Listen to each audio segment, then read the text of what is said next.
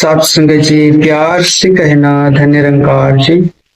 सात संगत जी, आइए आज हम जो हमको ये इंसान जन्म मिला है इसके पीछे की रहस्य को समझने के प्रयास करेंगे।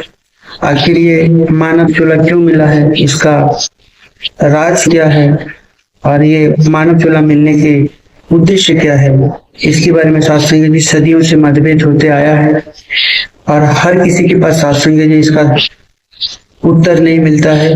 ये तभी मिल पाता है सात संगत जब कोई संत महापुरुष इस भूतला पर अपना ये मानव चूल्हा लेकर के आता है और सात संगत जी इसके बारे में बताता है। तो आज भी हम सात संगत जी इसके बारे में थोड़ा सा प्रयास करेंगे जानने की कि हमको जो मानव चूल्हा मिला है इसका उद्देश्य क्या है, इसका रहस्य क्या है। तो सात संगत जी, पहला नंबर पे तो हमको एक उदाहरण के माध्यम से समझना पड़ेगा कि एक बार की बात है, भगवान भोलेनाथ कैलाश पर्वत में शास्त्री जब बैठ करके ध्यान मग्न थे, तभी शास्त्री जी अचानक एक बालक वहां पे पहुंचता है कि ये मानव चूल्हा मिलने की जो उद्देश्य क्या है, इसका रहस्य जानने के लिए भगवान भोलेनाथ के पास जाकर के सवाल पूछता है कि हे भोलेनाथ, मुझे एक बात बताइए कि मुझे जो मानव चूल्हा मिला है ये मिलने की वजह क्या है, इसका उद्देश्य क्या है, इसका जरा मुझे राज बताइए। तो शास्त्री जी भगवान भोलेनाथ उनको कहते हुए अपनी वाणी में फरमाते हैं कि हे बालक, ये जो तुमको मानव चूल्हा मिला है ये सिर्फ और सिर्फ प्रभु परमात्मा का दर्शन करने के लिए मिला है। और ये मानव चूल्हा से इंसान जन्म से ही ये मानव जो 84 लाख दुनिया का भ्रमण कर रहा है इसे छुटकारा मिल सकता है, क्योंकि ऐसा कोई भी प्राणी नहीं है जो भगवान प्रभु का दर्शन कर सके। सिर्फ और सिर्फ ये भगवान प्रभु के दर्शन करने के लिए ही और अपने जो आत्मा को कल्याण करने के लिए ही मानव चूल्हा मिला है। तो आगे फरमाते भगवान कि देखो, जैसे ये संसार एक मिथ्या की तरह है, आप जैसे रात को सो जाते हो तो रात को सोने के बाद जब आप सपने में कुछ भी देखते हो तो आपको सत्य लगने लगता है, पर सवेरे जब आप जाग जाते हो, जागने के बाद सब कुछ मिथ्या लगता है, वो सपना मिथ्या लगता है। ठीक इसी प्रकार इस संसार भी एक मिथ्या की तरह है, क्योंकि हम जितना भी देख रहे हैं सारे परिवर्तनशील है और हम जब तक जीवित है तब तक ही हमको सत्य महसूस होता है, पर असल में ऐसी बात नहीं है। इस शरीर भी उसी प्रकार एक मिथ्या है, आज नहीं तो कल ये मिट जानी है। केवल केवल एक ही सत्य है, वो आत्मा सत्य है जो सदियों से है, सदियों से रहेगा और आज भी रहेगा, क्योंकि ये हमेशा के लिए अजर अमर अविनाशी।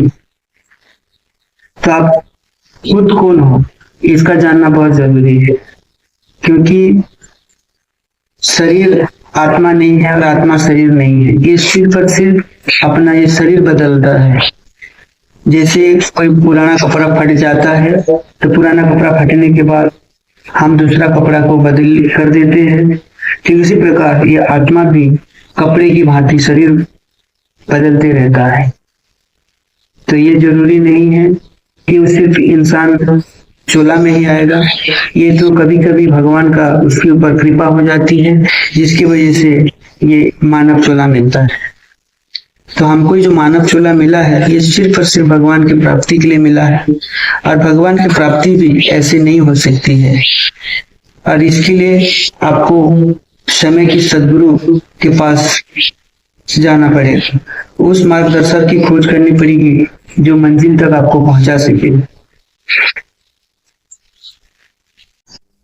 राम राम हर कोई कहता है पर राम को जाने ना कोई, और जो जन राम को जाने फिर दोबारा जन्म ना होई।